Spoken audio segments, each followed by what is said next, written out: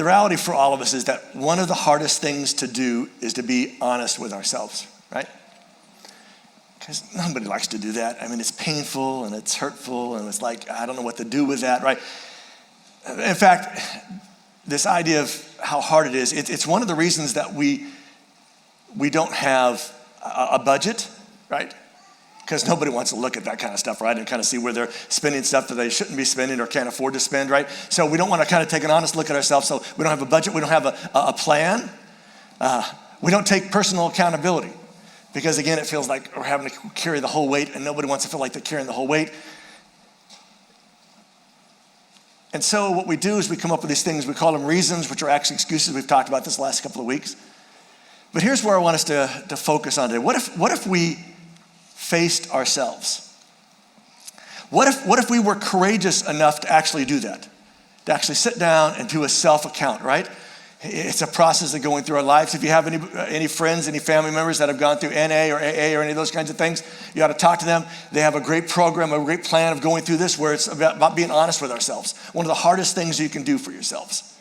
But it is something you do for yourselves, not to yourselves. What if we were more courageous in doing that? And I remind you again that courage isn't the absence of fear. You know, we think, I'm not courageous if I'm afraid. No, it's the willingness to act in spite of our fear. To face those excuses that box us in and hold us back. It's really about those reasons, those excuses we use to avoid facing the truth that we don't want to face. In fact, we're just going to do a little exercise here together, a little group exercise together. I want you to answer this next statement. Just fill in the blank on this next statement. The reason we were late to work was, what's the answer? Exactly right, traffic. How do I know that? Because that's a reasonable answer, right? Because we all live in the same area here. We all know how traffic is, right? So traffic's always a reasonable answer for why we're late. It had nothing to do with the fact that we slept in because we were up too late last night binging on something, right? Had nothing to do with the fact that as we ate breakfast this morning, we started going on social media and kind of went down one of those rabbit trails, right? And all of a sudden was like, oh no, I'm going to be late. Because we always know we can say traffic, right? Those reasons we give to avoid facing the truth we don't want to face. The truth's like, why don't we eat better? Why our finances aren't better? Why our relationship isn't better? Or why our attitudes and actions aren't better? We have an answer for all those things, an excuse for all those things, don't we? In fact, here's a list of them, and you can actually plug and play. They fit all these different questions, have an answer. Here's a list of regular excuses that we probably turn to. I don't have the time. Because who has the time, right? I mean, we're all busy people. I mean, who has the time to sit down and kind of deal with that? Or, I can't afford to right now because, we have inflation and I got kids in school or, I got, this going on. I just bought that and I got these bills. I can't afford to do it right now. Or maybe one of the more honest ones when we're talking about our excuses is this one. It's an honest, it seems reasonable, right? I don't want to face it right now because it seems like such a big deal. I don't want to have to go through that. I don't want to go through the stress and strain. I just can't face it right now, right? Maybe another honest one in our list of these sort of dishonest responses is, I don't know what to do. When we don't know what to do, we tend not to do anything, right? Because we don't know what to do. And again, it seems like a reasonable answer to why our relationships aren't great or why our finances are terrible or why we don't treat ourselves better. And we always have a go-to in any of our excuses. It's kind of a go-to for a lot of us. It's this one. Because there's always somebody else, right? And it's always easy to find somebody to kind of stand in that spot. That's why we haven't done those things. That's why we can't do those things. It's somebody else's fault. But what if? What if the reasons we give aren't really the reason? They sound like our reasons, and we've kind of told ourselves that's really the reason. But what if that really isn't the reason? What if we just don't want to face the truth about us? And the truth is this: is it possible that we've lied to ourselves? Now you may be sitting there thinking, Mike, I've never lied to myself, which may tell you something right in the moment, right? In fact, I'm just going to give you a quick list. I think this works for all of us. Let's talk about the lie of denial. It goes something like this, we think we're healthy even though we drink, we overwork, we overindulge, we're a little overweight. We're just a little overweight, right? So we're still, but I'm still healthy, right? And I went to the doctor said I'm fine. Even though it's obvious I'm not fine, right? Or maybe this one, overconfidence, right? Another way we sometimes lie to ourselves. Here's a crazy one. A survey found 93% of Americans think they possess higher than average driving skills than others. You laugh, right? Because you drive the same roadside. Think about it. Do you think 93% of the other drivers around you are better than average? I mean, it's pretty obvious, right? Here's the even harder question. Do you think you're better than average? I don't need to say any more, do I? Right? We have the lie to ourselves of blaming, right? Which, it's not our fault. It's theirs. Whoever theirs is, we always got a theirs, right? So we lie to ourselves. We don't take the responsibility because it just doesn't feel good. We don't want to hold that thing and bear that thing, so we love to share it. Another one that's been sort of popular the last few years is this idea of handpicked facts, right? That where we get our news, our information, the voices we listen to, all of us, if we're listening to just one side, we're only getting one side. And I know as hard as it is to listen to another side, you kind of need to. Otherwise, you're just lying to yourself. You're just self-feeding that one side of things. I mean, think about it. We lie to ourselves about our productivity. Most of us think we're way more productive than we actually are. We lie to ourselves about our self-control. We lie to ourselves about our discipline. We lie to ourselves about our habits, our actions, even our intentions. At times we lie to ourselves. We even lie to ourselves about our attitudes, right? I was talking to somebody a while back and it was like, they were just being really, I thought, kind of rude to people, right? And I said something to them, they're like, I'm not rude, I'm just honestly blunt. Right? I mean, it's like, no, you're being rude, right? You're not thinking what your words, how they're gonna land. You don't get to be honestly blunt unless you have a really good relationship with somebody and they've given you permission to be honestly blunt. Then knock yourself out, right? But until then, you need to kind of think about how those things work. And knowing all that and maybe trying to accept all that gets us to a question. It's simply this: is it possible that there's something else going on? Something else going on in us and around us that we're not even aware of? Because the reality is, if there's something else going on, maybe there's something we're missing. And maybe that something missing might be the key to a breakthrough, right? Key to that idea of, being able to take that step forward. Because the reality, sometimes it's just one small thing that can have dramatic, big results, big changes for people's lives. We sometimes think we have to make these drastic changes, when in reality, sometimes it's just changing a little bit of something that can get us on a better path. And the fact is, when you read much of the story of Jesus' life, right? We call it the Gospels, these 4 parts of our Bible, Matthew, Mark, Luke, and John, that write about his life, you discover that numerous times, Jesus will help people break out of the darkness they find, bring light to their situations, help them see how they're on a wrong course, give them some hope out of that course, and bring them through that course. I know oftentimes he's sort of shining light in people's own darkness, their own, darkness of decisions they made, choices they made, realities they've lived, and some way to break free from those things. So we're going to go over to John chapter 8, little background context for this. The setting is one of the big Jewish festivals. It's called the Tabernacles, or the Festival of Shelters. And it typically happens in our calendar, roughly late September, right? Kind of after the harvest. It's a week where they set up these, call them booths, right? These kind of lean-to shacks, and they live in them for a week as a reminder that their ancestors had wandered around the wilderness, didn't have a home to stay into. In fact, these things are not supposed to be well built. They're actually supposed to let the sunlight and the rain, if it rains, in, because it's supposed to remind them again of sort of the hardship their ancestors had gone through, and a celebration that God was leading them someplace, ultimately to the promised land.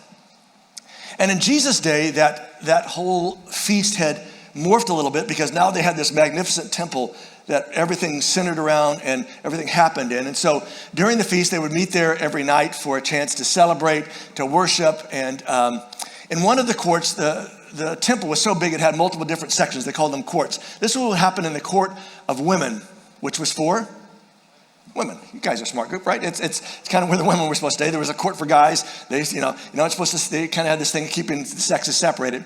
But in the court of women, I thought it was great. They actually set up these big lights, these big oil lamps, and each night it would come and it'd kind of glow and make the temple look real majestic. And it was a chance to come, and it was a reminder of the light of God, that God is the light of the world, right? This idea that God brings light into the world, brings truth into the world, and it was a looking forward to the Messiah. That's the setting for when Jesus makes the statement that he's going to make. And I need to tell you something. The statement he makes is kind of way over the top. It's one of those things that when people heard it, we're like, what? Is he really saying what we think he's saying? Because here's what John says. He said, later, this is after they had some other stuff going on. Jesus has been teaching. It's towards the end. It's probably like the last night of the feast. He's at this spot. Jesus talked to the people again. So he's been teaching all day. Now he has a chance to be here in this space at night. And he says these words. I am the light of the world, which they all knew what he was saying because they're there, they're seeing these great lights, or they know the history of all this, and they're like, is he saying what we think he's saying? Is he saying like he's actually God, he's the Messiah? And Jesus doesn't stop there. He goes on, he says, listen, the person who follows me will never live, never walk in darkness, but will have the light that gives life, have the light of life. Which is a pretty audacious statement to make, isn't it? To say, I'm the light of the world. I'm the person who's going to light up things all around the world. And the person who follows me will have this light that goes with them to help them to see these things, to pick out these things. Which is sort of a scary thing, isn't it? Because the reality is light can be, illuminating, but life can be also terrifying, right? You ever been pulled over by a cop and he shines that bright light in your eyes? It's like, oh, get it out of here, right? Or, you wake up and, it's the middle of the night and you go in and you flip a light switch on in the bathroom and it's like, oh, I don't want to see it, right? Just want to go back to sleep. What if Jesus came to light up our excuses and expose them for what they are? What if that's part of this idea that I'm the light of the world and whoever follows me will always have this light, will not walk in darkness? What if he's done that so that we can become the best version of ourselves, which is kind of a hot statement, right? I'm trying to become the best version of myself. You see, all the postings on social media, people showing all the great stuff they're doing to be the best version of themselves. And I think it's actually not a bad idea. But here's the question I want to put in our mind in the context of what we've been talking about. What if, because of our excuses, we're already the best version? Yeah, right? Because that means we're kind of holding ourselves back from the best version, right? And what if Jesus is kind of pushing us away from that to break free from those things? To which, when Jesus makes this sort of over-the-top, sort of audacious statement, I'm the light of the world. Anybody who follows me will never walk in darkness, will always have this light, right? This light to shine and to pierce into our lives. In the crowd are some Pharisees. They're devoutly religious leaders of the Jewish, part of the Jewish religion at that time. And they are not happy Jesus has shown up at this festival. In fact, they're looking for ways to not only discredit them, they're looking for ways ultimately to kind of, arrest him and kill him. We'll find out later in the story that's been part of this plot going on. But the Pharisees, this devout religious folks, say to Jesus, listen, when you testify, when you witness about yourself, you're the only one who's telling this stuff, right? I mean, you have no other witness. In their belief system, you had to have more than one witness. Like if I saw you commit murder and I was an eyewitness, there had to be somebody else who saw it, or otherwise there wasn't enough witnesses. You had to have more than one. It was just how they had set things up. And so they're saying, listen, you can't do this because you're the only one by yourself. How can we prove this? You don't have anybody else to prove this with you. So because of that, we cannot accept what you say. Your testimony isn't valid, because you don't have enough witnesses to show us this stuff. And what they're really doing is giving an excuse, right? They start right away with excuses because they're saying, listen, we can't accept this, so we don't have to listen to it because we got an excuse. You didn't follow the rules. And then Jesus, and then we get into this kind of discussion back and forth, and Jesus responds and says, hey, if you want another witness, I'll give you another witness. I'm going to call God as my witness, which is like, okay, but how do we have God here, right? But he kind of goes back and forth. But in the process of all this, John will tell us that some of the people within the crowd who've been hearing Jesus for these last few days, begin to trust Jesus, put their faith. They begin to believe in Jesus. They hear something and they see something in him and the stuff he's saying that makes them think, maybe he really is the light of the world. Maybe he really is sent by God. Maybe maybe this is the Messiah. Because again, they've been longing so much for the Messiah to show up. So John tells us that Jesus begins to talk directly to those people, the people that have now begun to believe in him in just the last few moments. And here's what he says to the Jews who believed in him. He says, listen, if you continue to obey, that is, remain in my teaching, if you continue to follow what I've been teaching you, right? Begin to live it out in your lives. You're truly my followers. You're really my disciples. You're the learners. You're the people that are on the right path. If you follow this, right? Because if is a conditional statement. If you do this means something else, right? If you do this, you tell your kids, if you do this, you're going to get this, right? It's like how, you work. You work on the basis that if you work, you're going to get paid for it later. So it's conditional. So he's saying, if you do this, that you're not only my followers, then something will happen. Then you will know the truth, and the truth will make you free. The truth will set you free. As a condition. Now, sometimes we've heard this, the truth will set you free. If I could just show somebody the truth, it will set them free. And Jesus is like, maybe sometimes that happens, but in my context, it's really a part of a process.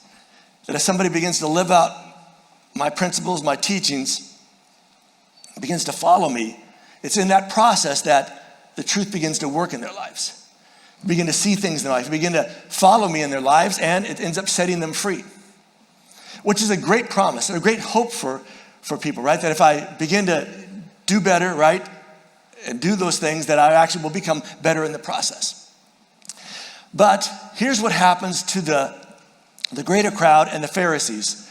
They begin to make excuses. This great promise, and for those of us that are followers of Jesus in this space and I'm watching online, the idea that the truth will set you free is a statement we've heard multiple times in places like this, right? And it's a hopeful statement, but for them, it's just an excuse. In fact, they answer back to Jesus. They take this a whole different way. They say, listen, we are Abraham's descendants. We're Abraham's seed, and we have never been anyone's slaves.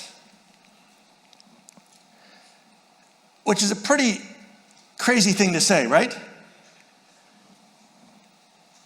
Because the reality is, at that moment, they were under Roman occupation. They were by no means free, right? Not only that, before the Romans, there were the Greeks, the Persians, the Babylonians, the Egyptians, right? This 400-year history where they had all been slaves, right? So for them to have the audacity to push back on Jesus tells you how much we get, buy into our excuses. We're Abraham's children, right? We're Father Abraham, this, great founder of our faith, right? We're his children. We have never been slaves. Well, of course, there was that time in Egypt, but that's just a foreign, it's like, how can they say this stuff? But before we're too harsh on them, I just need to ask us a question. And it's this. Right? I mean, we get defensive. When somebody starts to kind of press some buttons on us, we get defensive right away, right? We change the subject, and they want to change the subject. They don't want to talk about Jesus being light any longer. They want to talk about not being slaves. How dare he insult us to say that we're slaves? And it's interesting that in Jesus' response to them, he doesn't state the obvious. He doesn't remind them of their national history. He doesn't go through that list I just showed you. He doesn't say, hey, really see those Roman guards over there? Do you really think you're free right now? How about we go back to the big one, right? When the Egyptians literally made our people slaves for 400 years. Do we really need to bring up that? Jesus doesn't bring up any of that. In fact, rather than telling their national history, he reads them their personal history. Because Jesus answers them and says, listen, let me just tell you some truth. Everyone who lives in, everyone who commits sin is a slave to sin. Everyone who sins becomes a slave to those sins. Which I know sounds kind of offensive, right? Because even us today, thousands of years after this, right, would say we're not a slave to anything or anyone, right? In fact, somebody's sitting right now, I'm like, I've never been a slave. I mean, maybe my ancestors were slaves, right? Or maybe, I've had some challenges, some addictions, but no, I'm not a slave to anyone or anything, right? And if you're in that spot thinking, I'm not a slave to anyone or anything, let me just put up a few words on the screens to maybe spark our thinking, all right?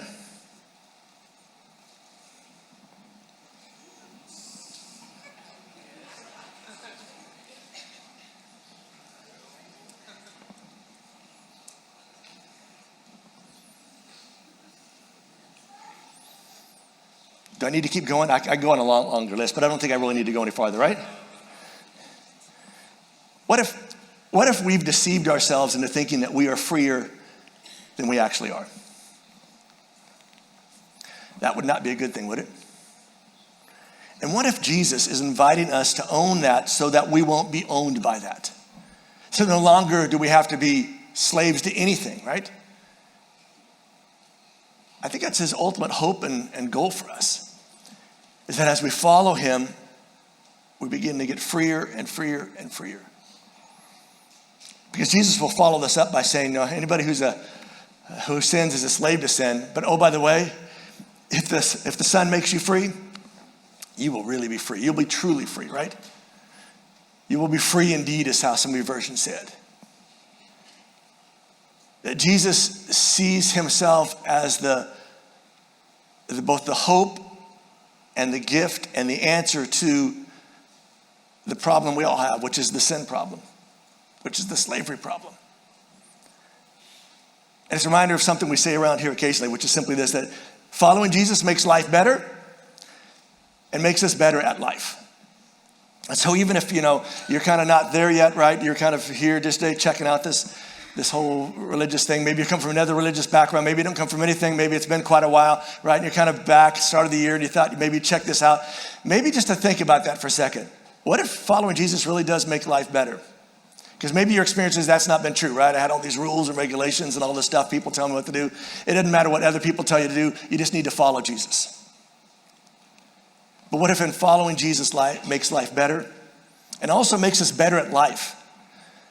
And wouldn't it be great to be better at life? To be able to handle, the pressures and the stresses and the bad stuff that happens and the surprising stuff that happens. Just have that peace that Season prayed about earlier as our foundation. Because what if Jesus can actually set us free? What if he actually can? What if he can set us free from our fear? Because we all have fears. We've talked about that. From our insecurity, because we've all got insecurities, right? From our excuses, because we know we all got excuses, right? What if Jesus can free us from our stuff? The stuff that we're aware of, the stuff we don't want anybody else to be aware of, the stuff that we're not even completely aware of. What if the great promise of Jesus saying, if the Son sets you free, you will really be free. It'll actually be a freedom that maybe begins to work itself out, or maybe it's an immediate freedom, but it is a path of freedom in following me. But Jesus doesn't stop there. He goes back and responds to the crowd. And it's easy to read this in a way as if Jesus is kind of getting mad at them for kind of pushing back at him. But I always like to see Jesus kind of smiling. I think maybe he kind of smiled and chuckled when they said, we're Abraham's children. We've never been slaves. It's like, really? I mean, it's pretty obvious you have. But okay, let's kind of deal with something else, right? So I see him here not saying this in anger or in frustration or trying to push back at them. I see him saying this because he really cares about them. And he's trying to break through. And you all know how it is when you're trying to break through resistance, defensive walls of somebody else. Sometimes we yell, sometimes you scream, some of you throw stuff, not a good idea, but sometimes some of us do, right? Sometimes we whisper, right, to think that's going to bring them in. Sometimes we cry, sometimes we plead. I see Jesus smiling at them. I see Jesus looking at them with love and compassion when he says these words. He says, listen, I know you're Abraham's descendants, but you want to kill me. And you want to kill me because you don't accept my teaching. My word has no place in you. You want to kill me because you don't like what I'm saying, and you won't listen to what I'm saying because you don't want to hear what I'm saying, which kind of connects with our story sometimes, doesn't it? I don't want to hear that. Don't go there. Don't talk about that. Don't say that. Jesus says, listen, I'm just telling you what my Father has shown me. But you do what your Father has told you.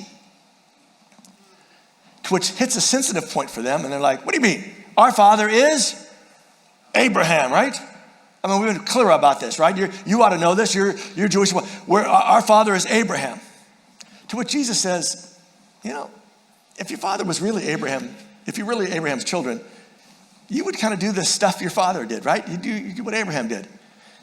And by the way, you're trying to kill me. Abraham did nothing like that, right? He's kind of putting them on the spot. He's kind of shining this light that he talked about being the light of the world onto them, right? He's calling out their excuses, calling out their reasons that they've thrown up.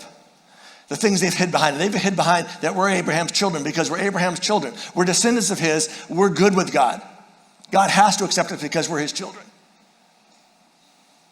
Jesus says, so you are doing the things your own father did. Now Jesus is kind of working a little bit different angle.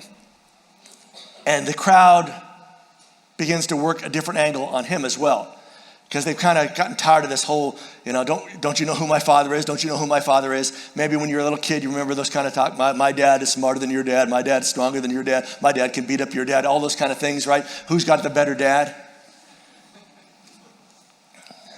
Because here's what they say back to him. Oh, by the way, Jesus, we're not illegitimate children. Because that was kind of the story that followed Jesus, right? He can't really say who his father is because how do you explain his birth, right? How do you explain that?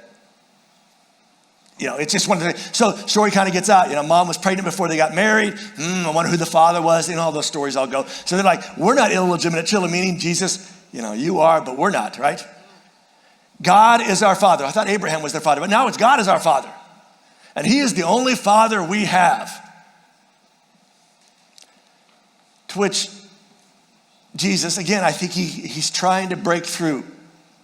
And he says to them, listen, if God were really your father, you would love me.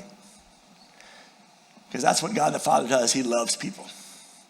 Loves people even when they're bad, even when they're wrong, even when they're misplaced, even when they're boxed in, right? Even when they're excused out. God still loves them. You would love me.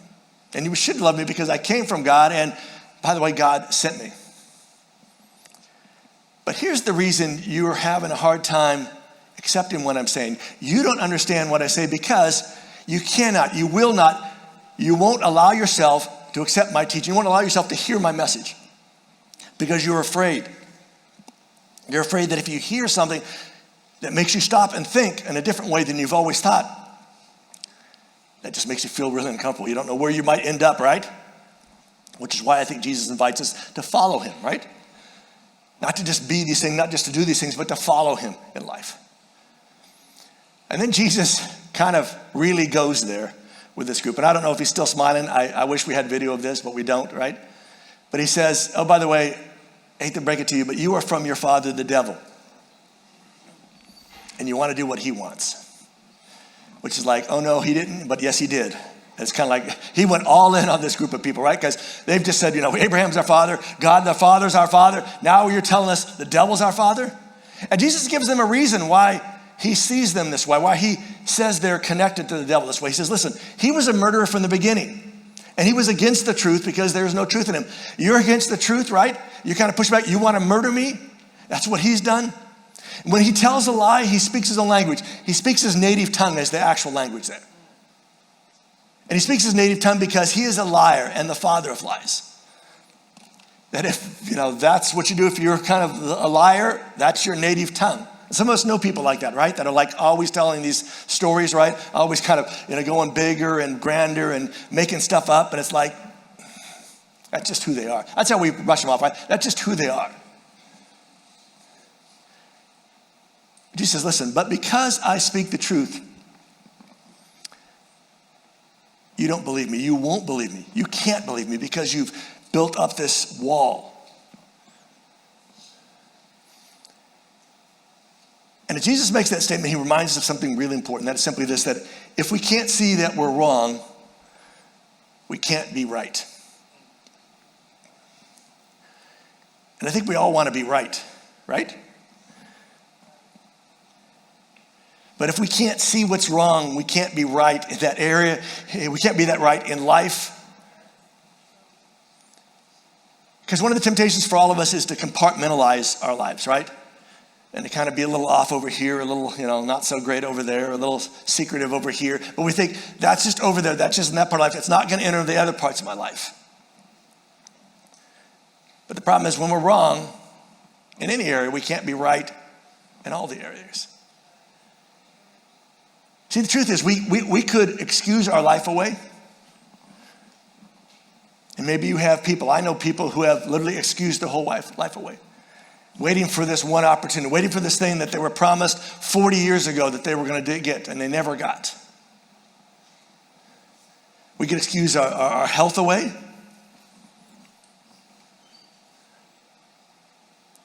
We could excuse our family away.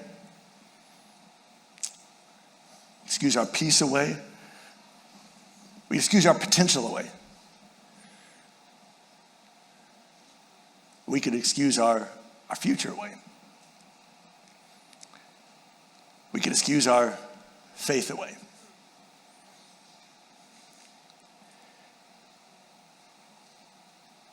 And as much as Jesus wants them to understand that and what they're excusing away in this moment, they respond in a not surprising way, given that Jesus has just said, hey, by the way, your father is the devil, right? You're just like him, which has a tendency to make all of us get defensive and upset, and how dare you, right? And want to lash back out. So here's how John says this whole night ended. He says the people picked up stones to throw at him. Which shouldn't surprise us, because isn't it true we don't like it when people call out our excuses? We don't like it when people challenge us, when they say, hey, you're just making something up. It's like, no, I'm not making stuff up. I can prove it. You want me to prove it to you? Let me go show you. I'll get the stuff to prove it to you, right? And we double down. And some of us are smart enough to know that when we're doubling down, we're just kind of making stuff up, but we're like so deep into it. Is it possible that we're missing out because we've boxed ourselves in?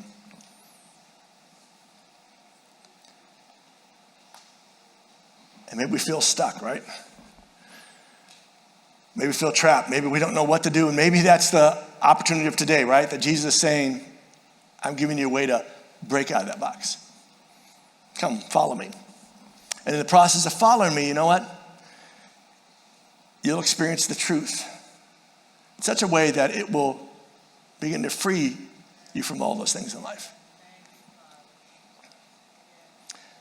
Because the reality is, I don't think any of us are sure when we begin to lie into ourselves. Imagine it's much earlier than most of us think it would be, right? Some of us have kids and we're like, I got an age for you, Mike, right? Because I watch them literally do something. I say, well, you just said that. Why did you do that? I didn't do that, right? And it's like, so I'm not sure. I think it starts early, and I think at some point we begin to develop the skill of seeing it in others much before we see it and sort of own it in ourselves. And I'm not sure when we stop lying to ourselves. It may be connected to our breathing. I'm not sure. But what if it doesn't have to be that way? What if it doesn't have to be that way? Again, Jesus said, if you continue to obey my teaching, you continue to follow me, right? You are really my followers, my disciples. And it's in that process you will know the truth. And the truth will set you free. A declarative statement. It will. Like it might hope that it will. It's like, no, it will set you free. If we're willing to follow it to that freedom. Because the reality is there's a relationship between our ability to follow Jesus and our willingness to face our excuses. And as we wrap it up today, I just simply have a thought I want to leave you with. What would it be like to stand in Jesus' light? To stand there sort of unashamed, to stand there without any sort of barriers or pretense, to be willing to be terrified, but to allow the light to come in and to help us see some things that we need to see. That God hopes we'll see so that we can begin to address those things. So no longer do we have to stay boxed in. Something to think about today.